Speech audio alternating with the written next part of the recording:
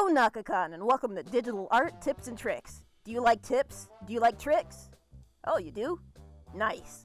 I'm your host, Stewartoons. I draw good, and hopefully by the end of this panel, you'll also draw good.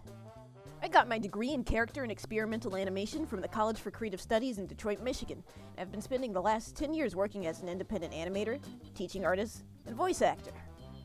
I've worked on a variety of short films, including Comment Me Bro, One Winter Night, and even as a cleanup artist on a show you may have heard of called Harman Quest. I'm also the author and illustrator of a comic called Vamp Scamps, a comedy about a vampire who unwittingly takes charge of an orphanage full of peculiar children. You can find it on Webtoons or Tapas. While there is a designated Q&A portion at the end of this panel, since this is a pre-recorded event, feel free to drop any questions you may have in the chat, and I'll answer them during the panel. Enough about me, it's time to sit down and relax and draw some angry little trees. The program I'll be using today is Photoshop. These tips also translate to free softwares such as GIMP or Krita. If you'd like to follow along but have nothing to clean up, I've included my sketch in the Discord so you can play around with it yourself. My first tip is a bit of a no-brainer, but name your layers. It's going to save you a lot of trouble down the line. Before I start drawing, I like to customize whichever brush tool I'm using to make sure it fits my needs. I decided to edit a standard brush so it doesn't taper quite so much to make line cleanup easier later down the line. If you have Photoshop, I'd encourage you to play around with these settings a bit. I typically find myself editing shape dynamics and scattering the most depending on whether I want my line art to have a smooth or chaotic feel. Using the rotate tool often will help you neatly hit the lines that would otherwise feel awkward to draw without it. I like to use this in combination with zooming in and out to make sure everything looks okay at a distance. I think this blue is nice, but its boldness is a bit distracting, so I'm going to add a hue and saturation mask above my sketch layer and bring the lightness down a bit. I'm also going to flip my drawing often. Mirroring your drawing can help you spot issues with anatomy and perspective. For the best line quality, try to draw your lines quickly in one stroke and overshoot if you need to. You can always erase overlapping lines later. If you're still having an issue with line quality, there are plugins you can download like Lazy Nizumi, which can help you with line smoothness. Varying your line thickness and weight can help you attain a sense of depth. This piece doesn't have a very wide range of line thicknesses, but I've kept the details such as the facial features and necklace a little bit smaller.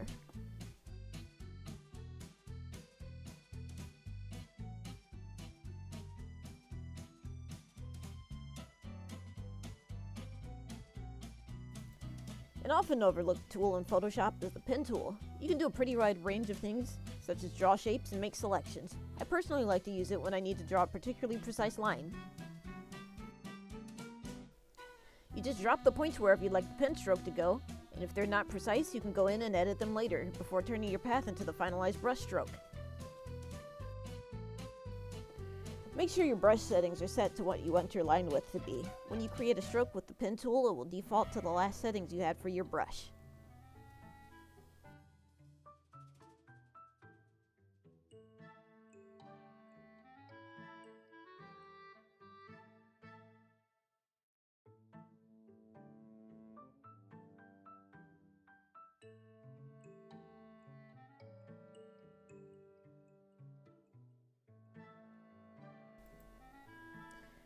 I'm going to speed through this bit here so I can get started on drawing my angry little tree dragon.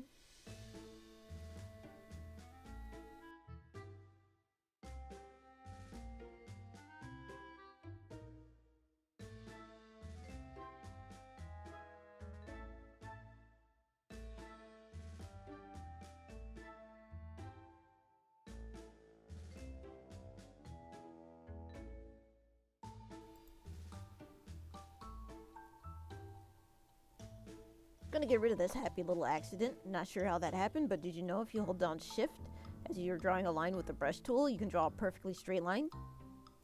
Now you know! Go you!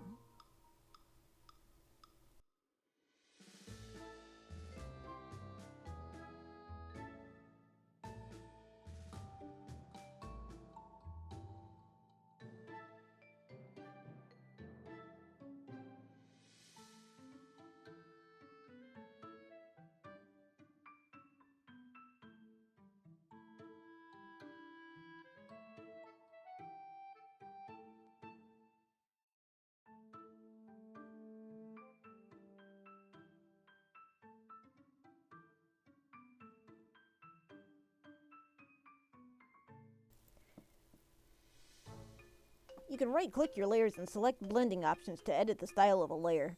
There are a lot of effects you can play around with in here.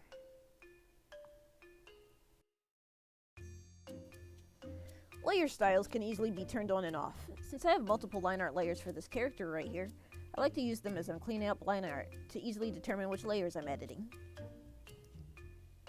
I'll merge these line art layers into one later down the line. I often use 2 to 3 layers for line art at first, just to make erasing overlapping lines a little easier.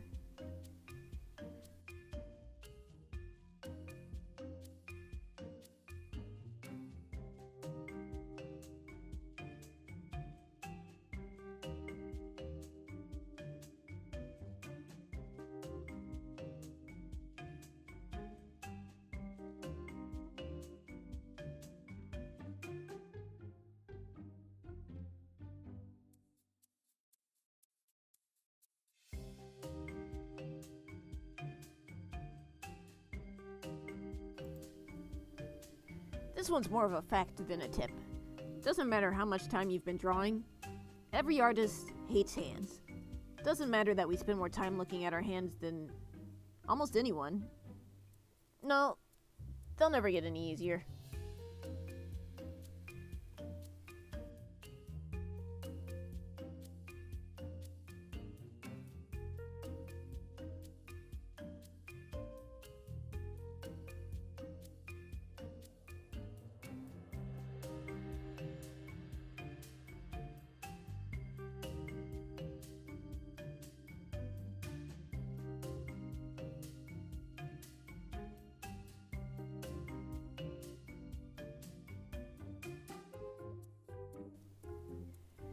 Now that that's out of the way, I'm going to start flatting this character first on a new layer. Doesn't matter which color you use for flats, they can always be edited later.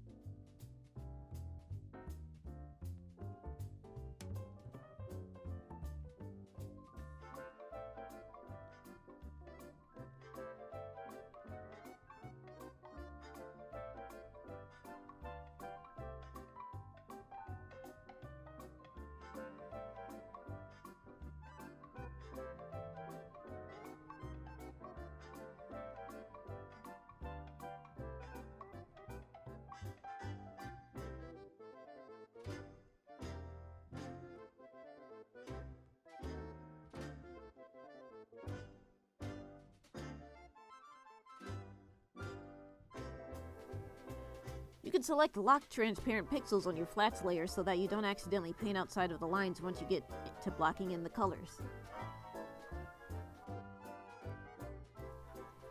I like to block in my colors using the pencil tool instead of the brush tool. The pencil tool has sharp pixelated edges which make them easier to fill in with the fill tool. The brush tool uses something called anti-aliasing, which makes the edges blurred instead of sharp, making it more of a hassle to use in combination with the fill tool.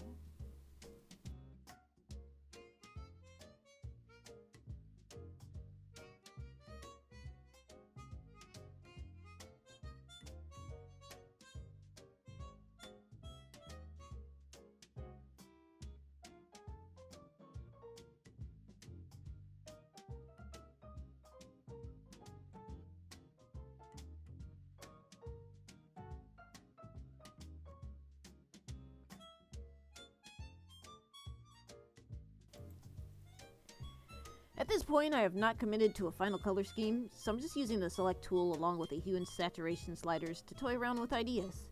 If you're on a Windows, you can pull up this option with Control U.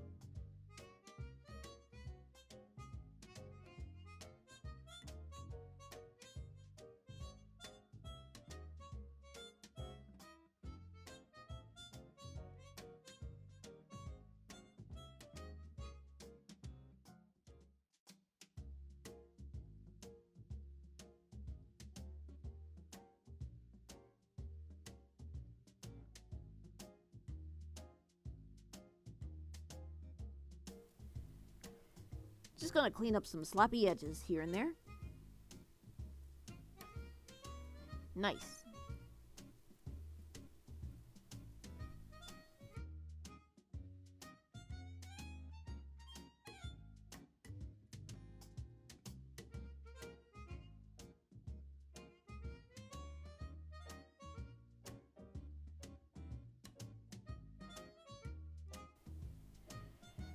I'm going to turn off the visibility on my character here so I can color the grass he's sitting on.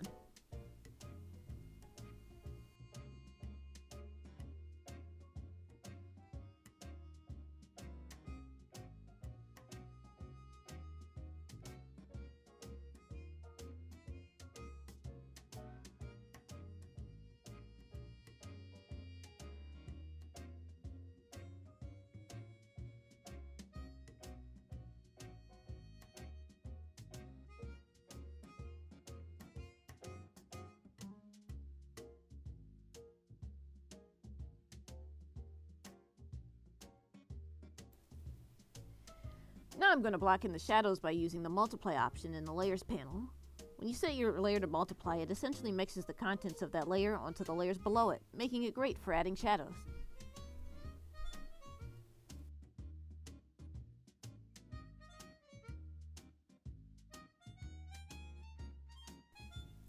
I typically try to avoid using gray when finalizing my shadows as it gives the piece a dirtier, less vibrant feel, but that's more of a preference than anything.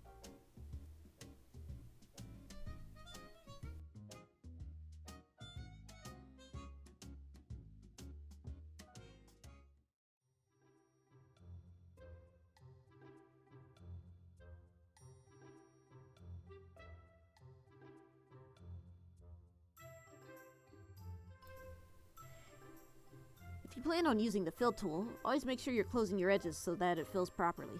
Leaving even the smallest gap will cause the color to bleed past where you'd like it to go.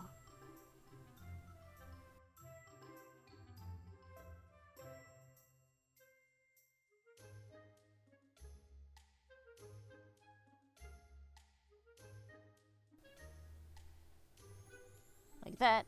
See what I did? Whoopsies.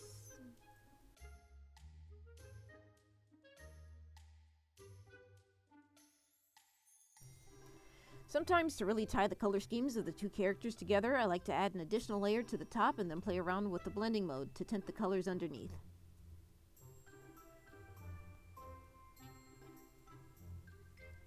There are many more options than multiply, so play around with all of them.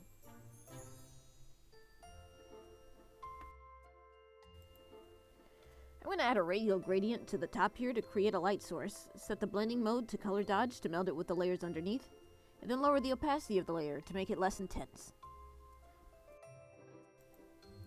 And then I'm going to block in the shadows on my dragon.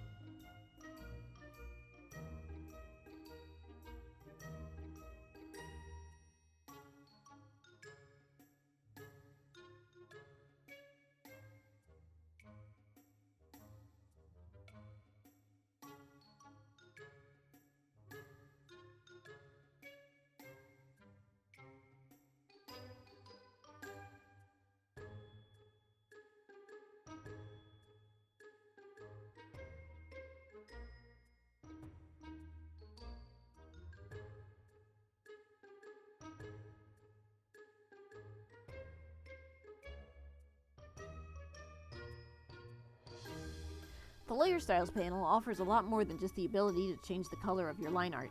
I'm going to go into the settings and give my character a gradient to make the shadows more convincing.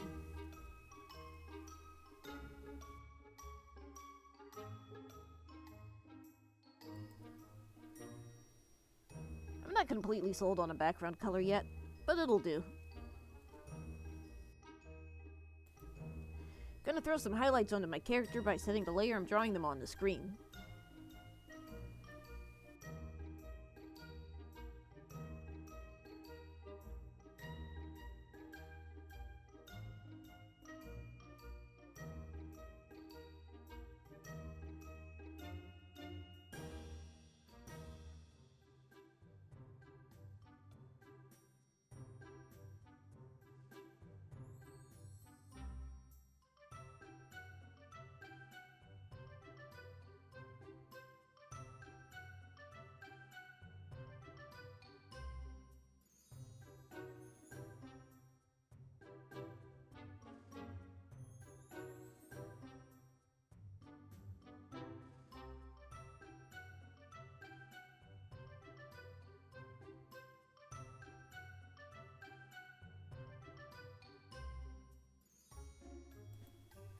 Always make sure you're painting on the right layer.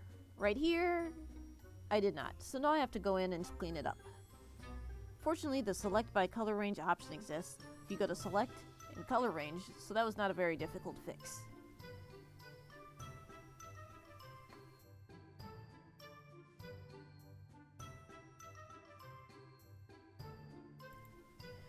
I'm going to draw the change and color the dragon with a different type of brush. Aside from the standard brushes that Photoshop comes with, there are many others that you can download online and import into the program.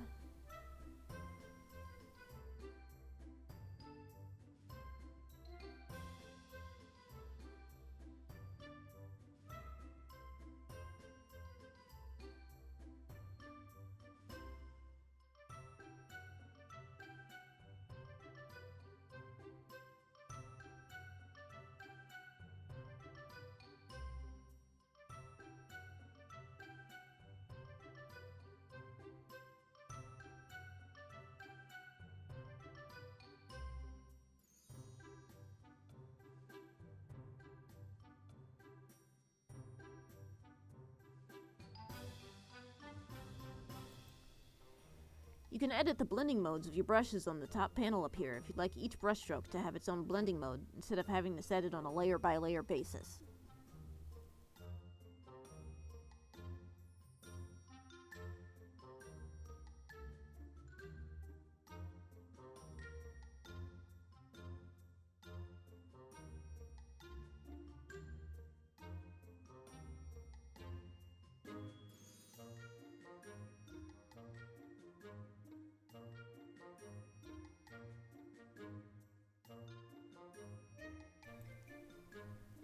You'll notice I'm not coloring in the lines for this. You can always fix that by selecting the space around the dragon on the flats layer and then returning to the layer you're coloring on and pressing delete. When you're done doing that, make sure you hit deselect or else it will only let you paint within the selected area. Just adding some highlights in now.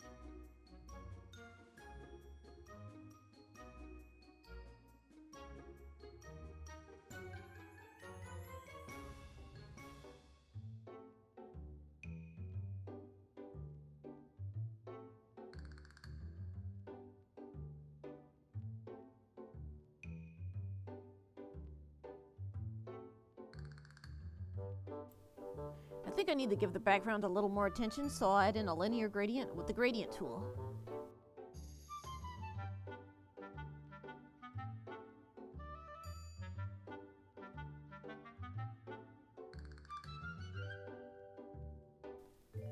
The colors are almost where I want them, so I'm going to do something very untraditional here and pull this image into After Effects after I clean it up a bit more. After Effects is primarily a video editing software, and Photoshop does have its own filters, but coming from an animation background, I find After Effects a lot more workable in terms of compositing. You definitely don't need it, and I wouldn't recommend going out of your way to purchase it if photo editing is all you're going to use it for. Before I do that, I'll need to export each of these characters as a separate PNG file, making sure that they have transparencies for backgrounds instead of a flat color.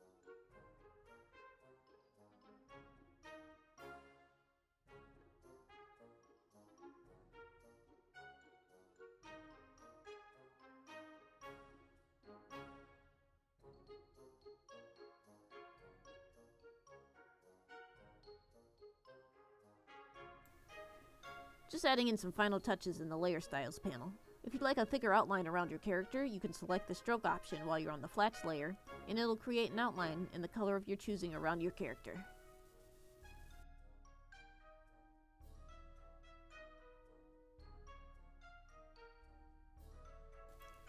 A lot of cartoons choose to go with colored outlines instead of black ones. You can achieve that look if you want by going into your line art layer, locking the transparency in the Layers panel, and coloring directly onto the lines.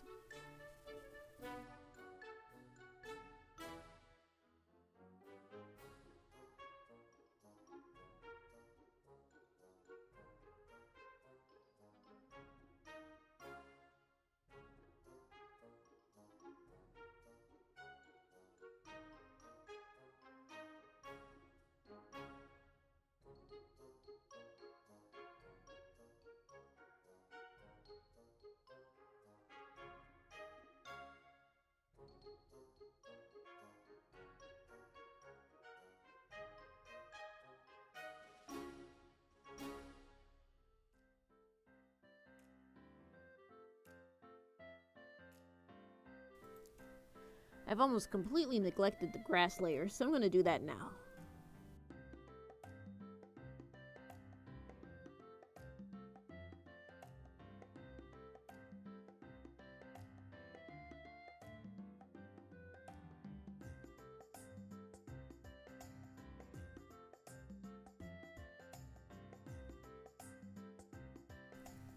Alright, now I'm going to pull it in After Effects, and After Effects is very resource heavy, so instead of doing all your edits in full resolution, you can bring it down to a half or a fourth so your computer doesn't freak out.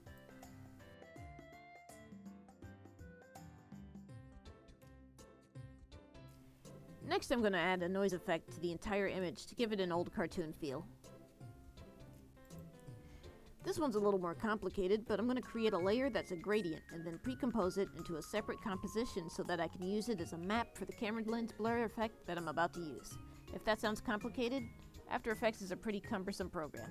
It's easy to use, but unless you already have some experience with it, I wouldn't expect everything I just said there to make complete sense.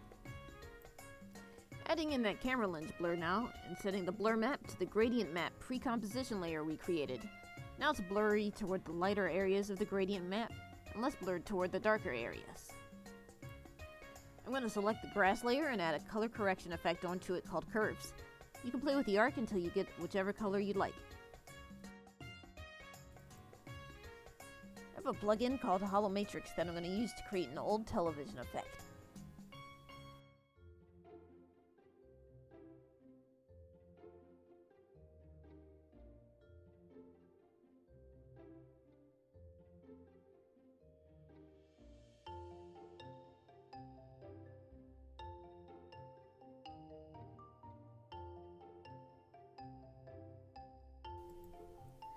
I'm going to create a light layer here and turn on the 3D layer option for the layers I want the light to affect. And then I'll place a light and edit its properties.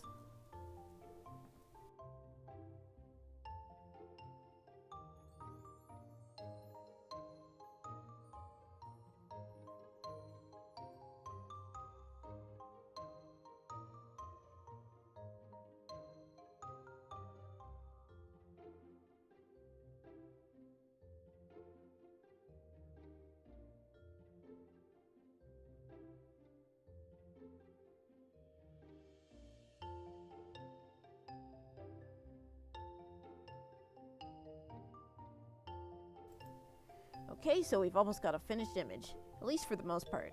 Changes you make in Photoshop to any of the layers can be loaded into After Effects without any issue, but I want to show you a couple more tricks in Photoshop.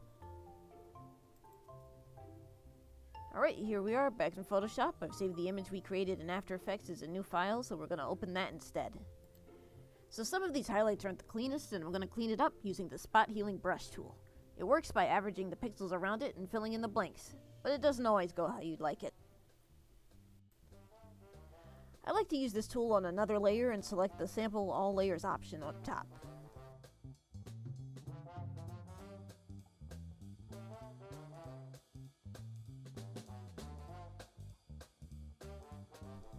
The last tool I'm going to show you is somewhat similar. It's the Clone Stamp tool. It works by cloning an area of the image that you specify and using that area as a brush.